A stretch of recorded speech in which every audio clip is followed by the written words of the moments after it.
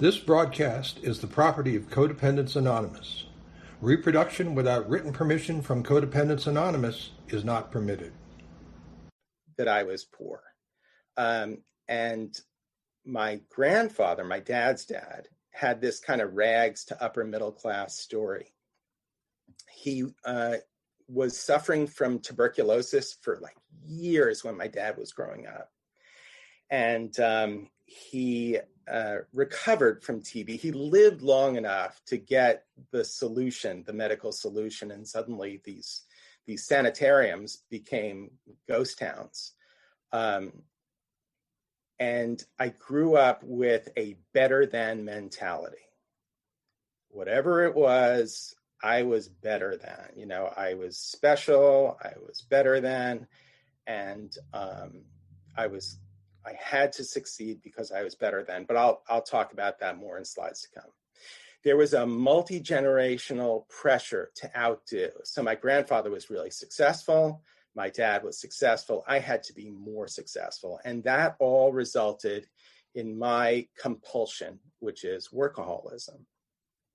Regarding my dad, the way that he played out this growing up in the depression thing as an adult in terms of his addiction was he became an addicted gambler. Kind of an unusual addiction because he became addicted to gambling in the options markets and financial options. He became an options broker. He was really successful. He understood the information very well. He actually taught options classes at a university.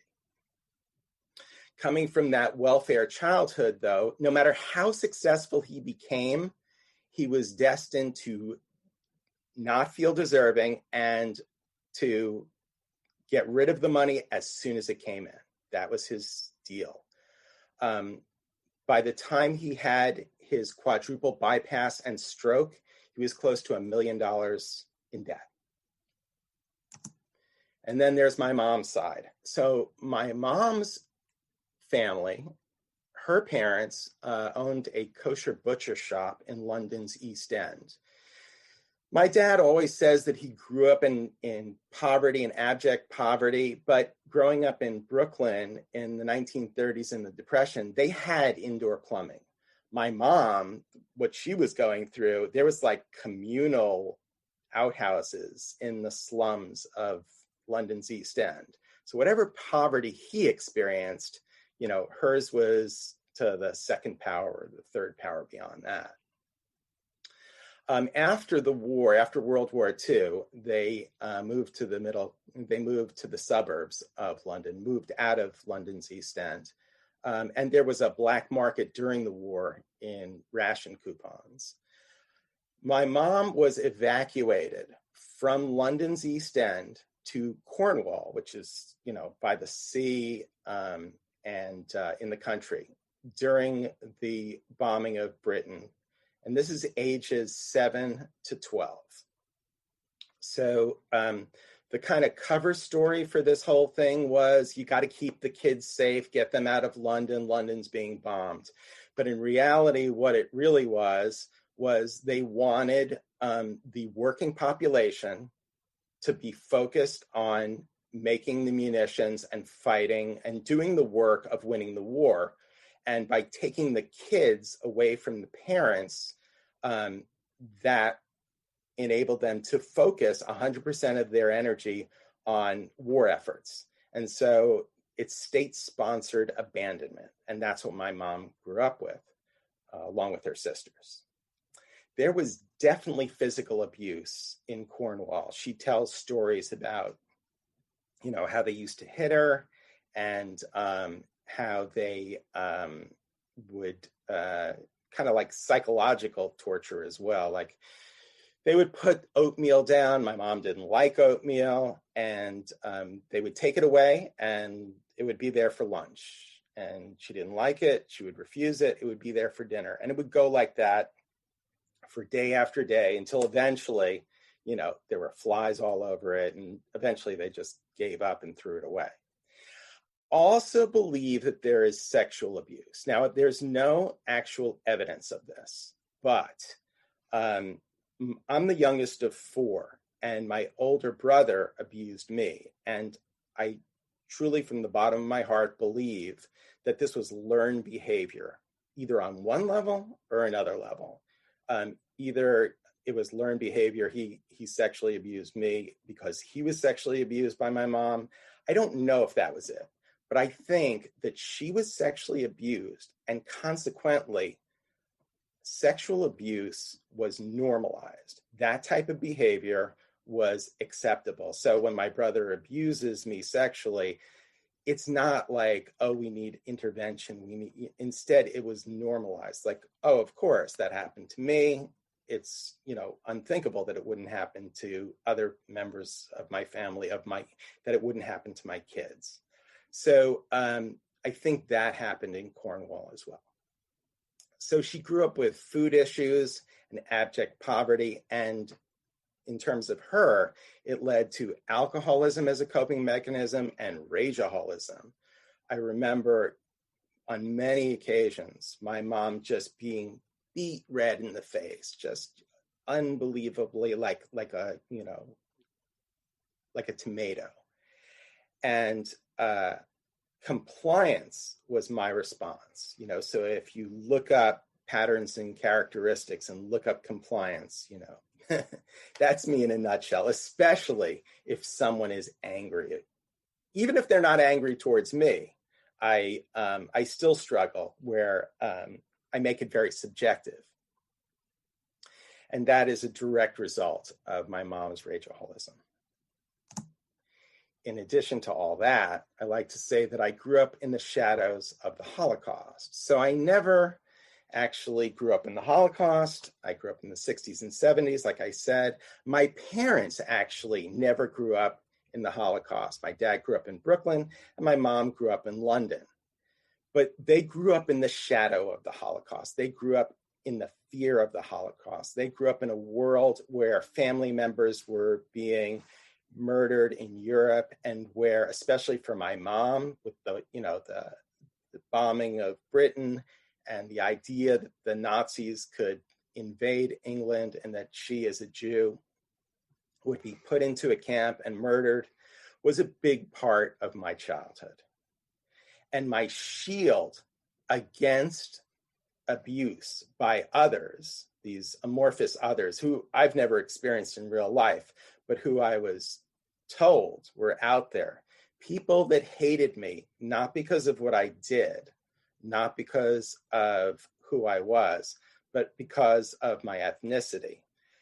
The way, and this was learned behavior from my parents, the way to cope with that shadow was perfectionism.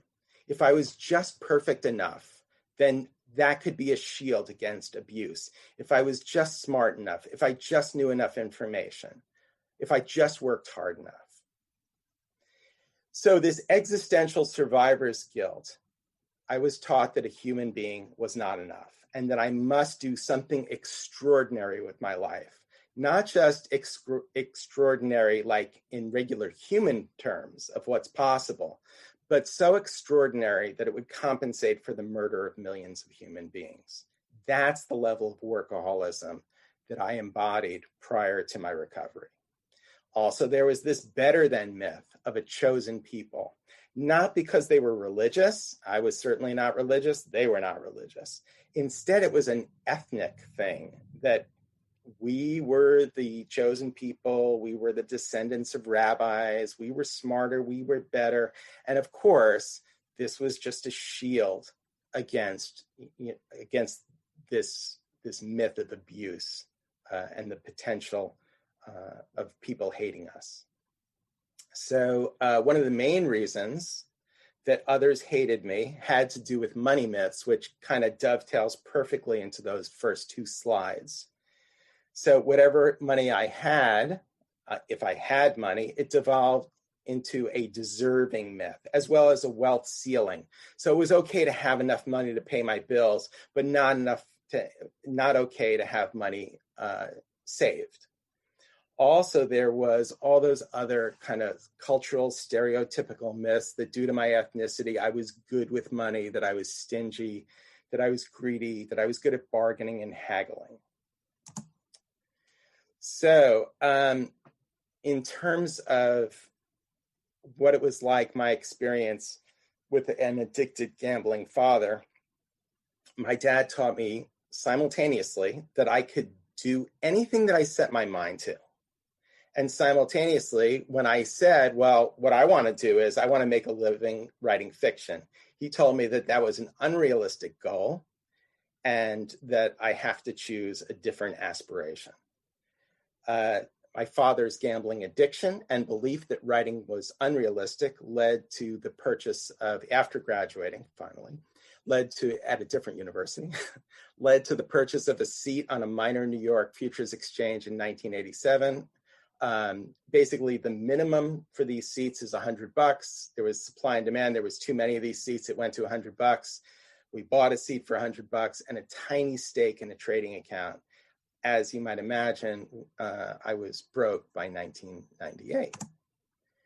So all of this had to do with the gambling mindset. So what do gamblers do? What did my dad do in terms of money issues?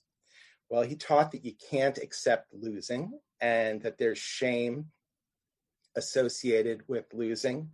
And that shame prevents acceptance of losses. What I learned was that successful people in that career of trading, they view losses and uncertainty of any single trade as a normal part of the process. In addition, gamblers want perfect solutions. They want to always win 100% of the time. And in trading, we call that the perfect trader syndrome. And one trader says you can make a lot of money by being less than perfect, that it's okay that you're not perfect, just as long as you have more successful trades than you have unsuccessful trades. And finally, there's fear regarding lack, fear regarding money. And I actually turned to Eastern philosophy to learn lessons there regarding how to view money differently, how to view it without fear, without being paralyzed by fear. Let me put it that way.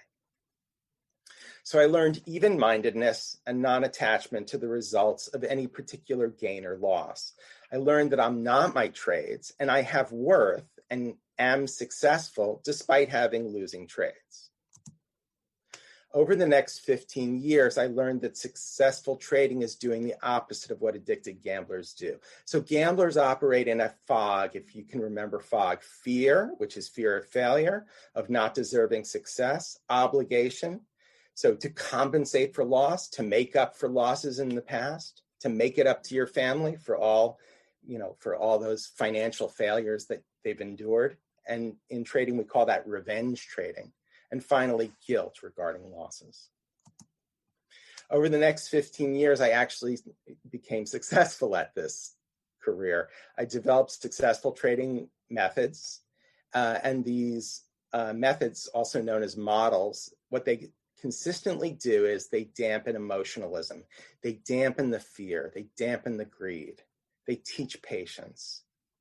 I also learned managing risk, which also dampens the fear, dampens the greed. And finally, discipline. Despite the pain of losses and any shame associated with loss and doubt regarding self-worth due to not just one loss, but even loss after loss, clusterings of losses. But my financial success was still fueled by codependency due to childhood trauma. I still worked in an all or none world. I still was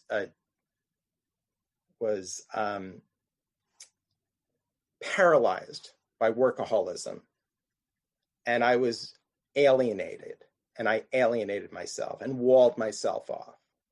And the Hopis have a term for this type of life. They call it koyaanisqatsi, which means life out of balance, and that was my life. Okay, so even before recovery, I saw the parallels between trading and what successful players in the gaming industry, in other words, the casinos, what they do. And you can see them here in this graph. So it's all about success in trading is learning how to manage risk. Success in trading is learning discipline, how to be disciplined.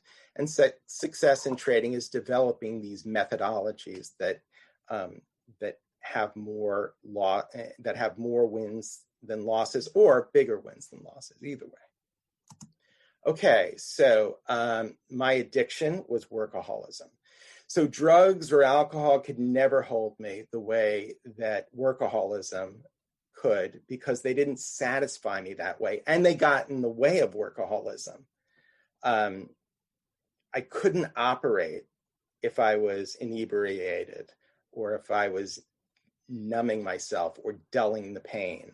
So my drug was workaholism, and any chemical addiction would just get in the way. So I never, I was too afraid of chemicals to actually become addicted to them.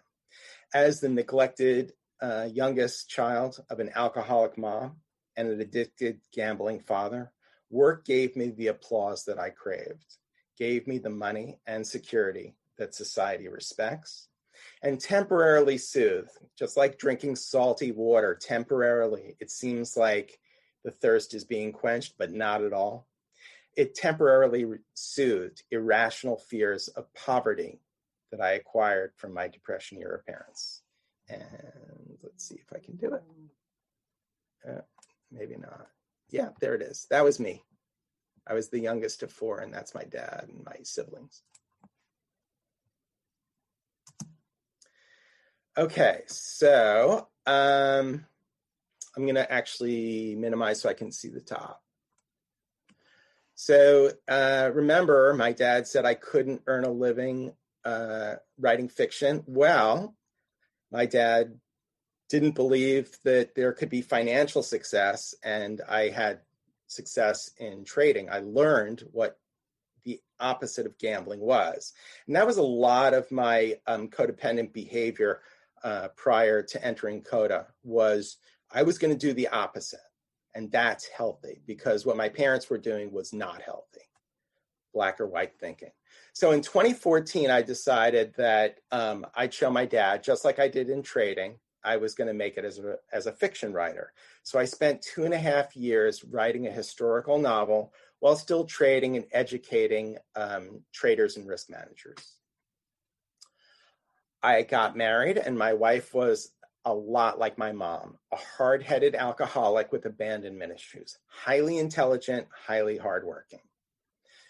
My workaholism led to isolation, walling myself off, and control issues. I had absolute control in my work environment. I was teaching courses, and I knew the material, and the people taking my courses were there to learn the material that I knew. So it was an absolute control environment, and I thrived in that environment. But it was like, a castle made of sand. At age 54, I hit my rock bottom. My wife was in the ICU, dying of alcoholic cirrhosis. And step one, life became unmanageable. My life became unmanageable, no matter how well I did at work. And I had to admit that I was powerless over my wife's alcoholism. Still at this point, I don't know that I admitted I was powerless over my workaholism. I had to deal with one powerlessness at a time. And that was the first one that was staring me in my face that I couldn't deny anymore. And my pattern in my family of origin was denial. That no matter what it was, if I could deny it, I would deny it. And that's what it was in my family of origin too. Anything that was unpleasant, anything that made us look bad, deny it. Not true. And if I couldn't deny it, minimization. It's not that bad. And this was learned behavior too. When my brother, not only did he sexually abuse me, but then he had kids and sexually abused them. My mom's response to that, since she couldn't deny it, was to minimize it. It's not that bad. He didn't actually rape them. And so these were patterns of behavior that I too, in terms of I would deny something, I would deny my wife's alcoholism. And when I couldn't deny it, I minimized it. And all that melted away when she was in the ICU dying of cirrhosis. Now, one of my dad's patterns was infidelity. He was a serial adulterer. So what I'd do was I would do the opposite. I was going to remain faithful to my wife, regardless of how dysfunctional our life became. Money, workaholism, they didn't help in healing emotional trauma. I didn't even know what emotional intelligence was before recovery. So there was no reason for me to look at it, to value it, and to seek more of it. But of course, nothing is black or white. Money and my success in the work world did help with my wife's hospital bills. Okay, so that's what I was like. The steps that I took was that I surrendered. I surrendered to something greater than myself. It was a higher power of my own understanding. And I let that power lead. So what I learned was God, guidance. God, you and I dance, and my higher power leads. But I need to do my part. I have to dance as well. Otherwise, nothing's going to happen. I have to do my part. I have to do the work. Okay, what is a higher power of my understanding? So if you remember, my first slide before I got into any of this said, take what you like and leave the rest. I'm going to re-emphasize this now.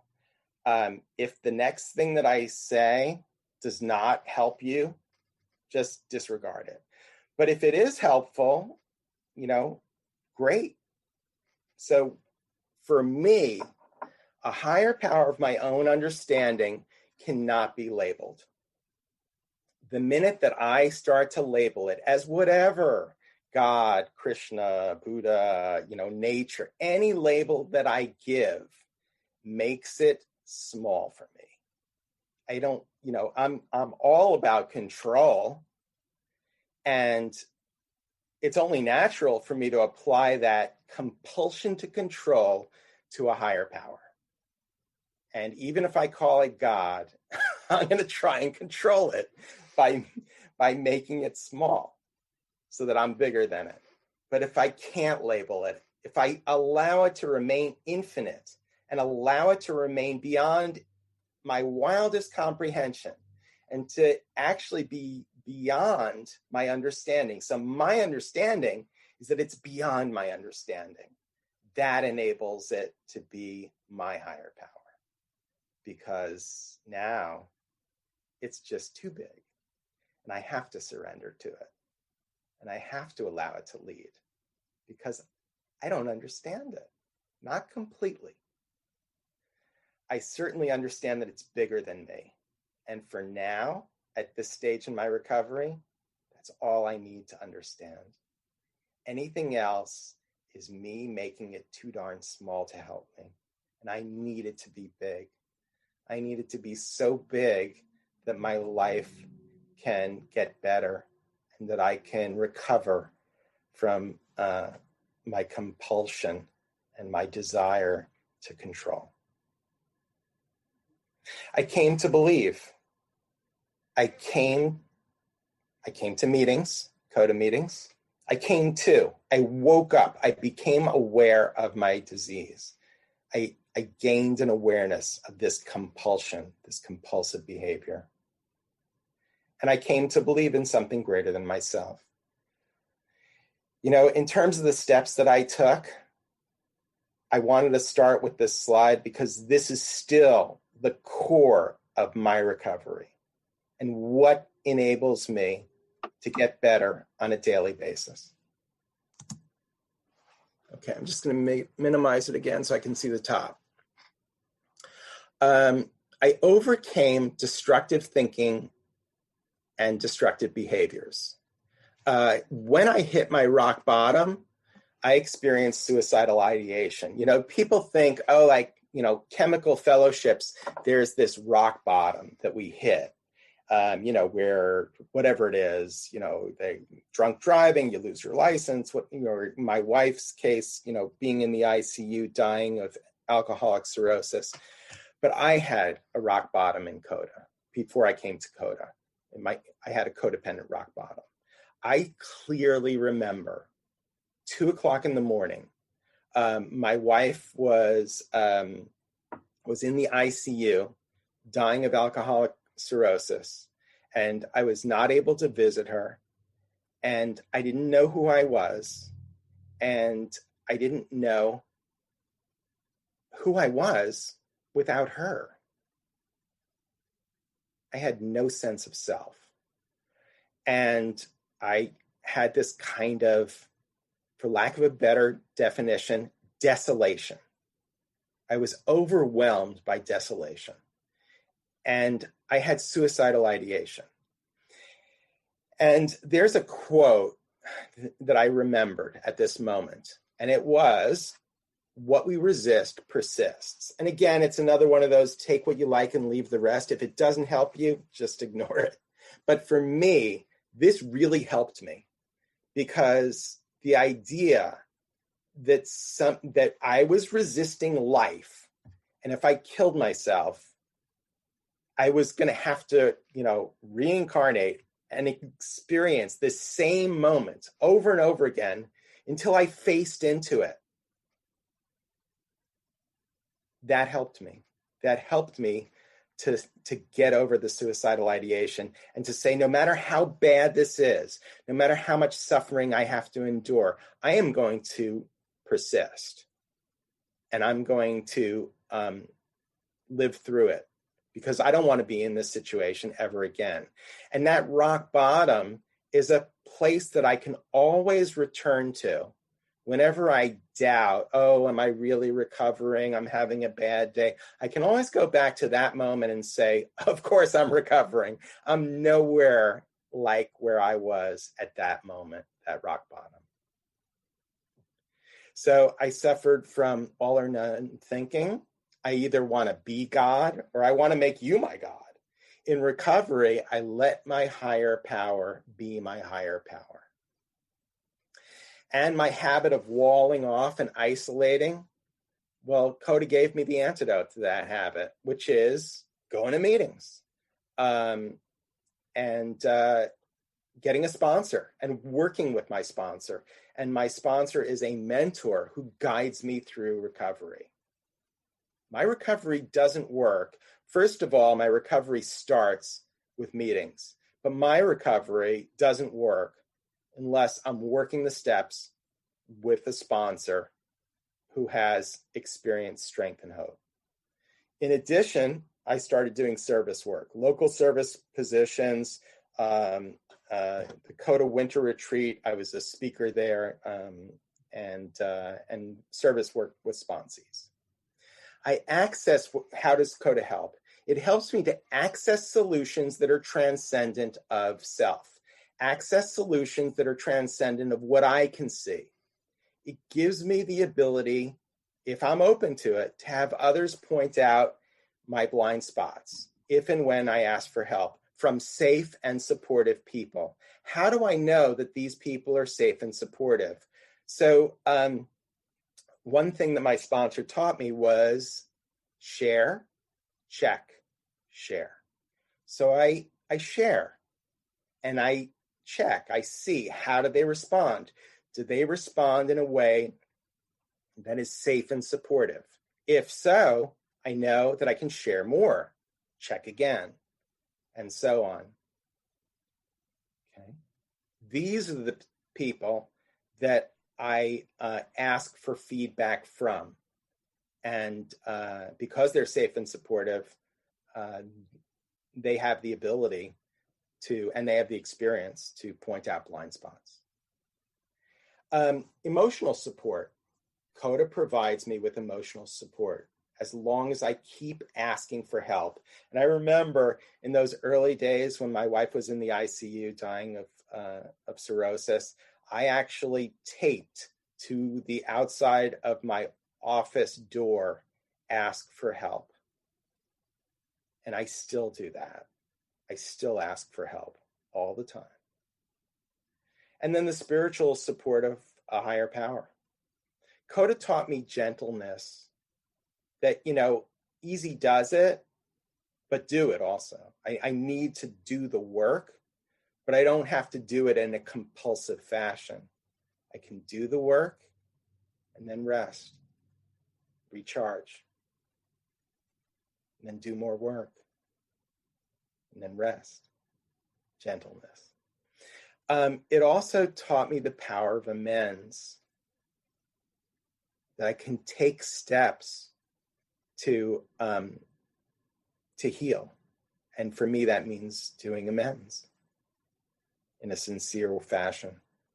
It also taught me forgiveness, forgiving others, without allowing myself to open myself up for future abuse.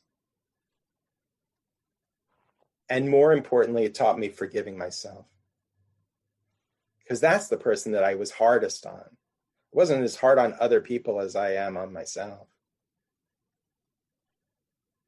It taught me serenity. And it taught me prayer and meditation. And I'll take a moment to share with you what my sponsor taught me in terms of prayer. He said that his prayer is help. So simple. No bells and whistles, no fancy stuff attached, just help. By keeping it real simple like that, it allows it to be really, really expansive and open. And that works for me. Meditation, I had a long, long history with meditation. I had been an instructor of meditation since 2004. So I know how to meditate. But I now live a meditative life. Before, I would meditate and then I'd go back to my craziness. Now I allow meditation to be a tool of my recovery.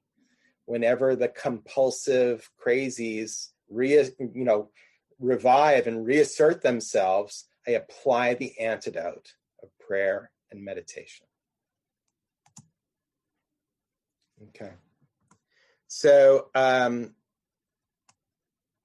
the steps that I took in the beginning, when I first came to CoDA, I went to 6 meetings a day when I was in town. So I have a travel job. But when I was in town, I went to 6 meetings a day. Now, locally, there's only, at the time, there were only 2 physical CoDA meetings a week. But I am in another program, and between the 2 programs, I was able to go to 6 meetings a week. I saw a therapist who had 20 plus years in another fellowship. Immediately, my first CoDA meeting, after the meeting, I got a sponsor, and I started working the steps with him immediately. And then my therapist said, after I finished the steps the first time, said, well, in the chemical fellowships, after a slip, they do the steps again from the beginning. And my emotional gut reaction to that statement was absolute antipathy. And so I knew I had to work the steps again. Absolutely. If that was my gut reaction, I knew that I had more work to do, and that I needed to do it as soon as possible. Now, once I was out of crisis, I started working with a different therapist, just because my first therapist was a crisis therapist. Around 1.5 years into my recovery, I had a workaholism relapse where I started working obsessively and I started isolating again. My wife— Richard, you have 5 minutes. Sorry. Okay, thank you. Thanks so much. My wife pointed it out. I admitted it was true. I named it. I admitted that my program was treading water, and I sought a deeper recovery. I went to the CoDA Winter Retreat, and I asked someone with decades of CoDA recovery experience to sponsor me.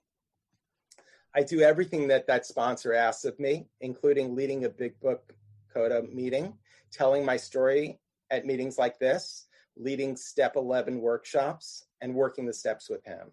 I use a wide array of recovery tools: prayer, meditation, studying the literature, and journaling.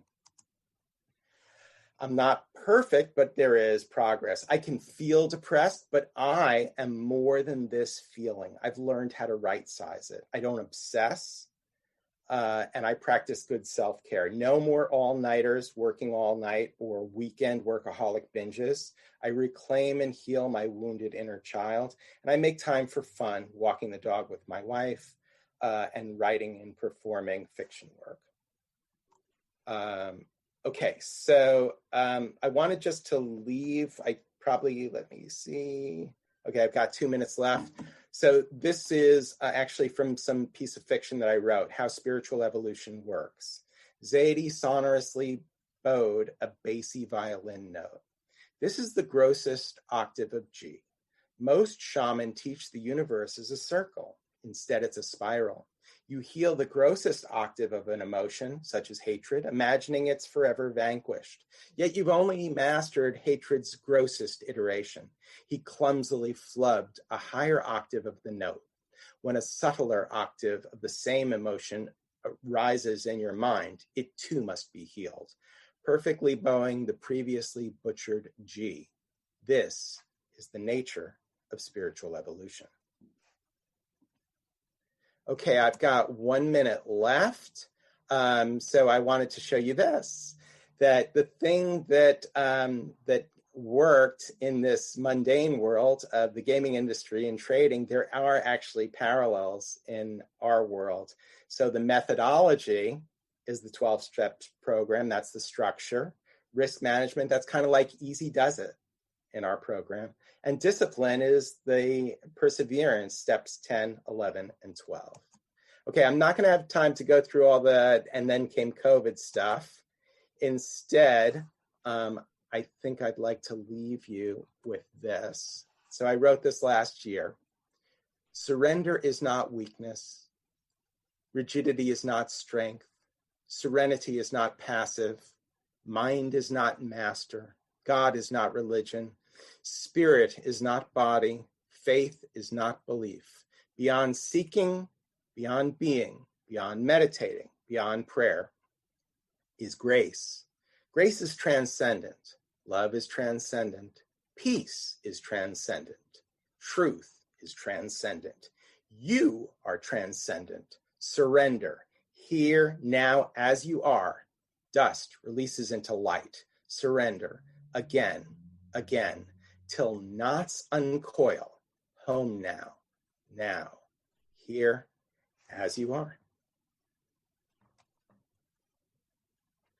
Thank you for letting me share.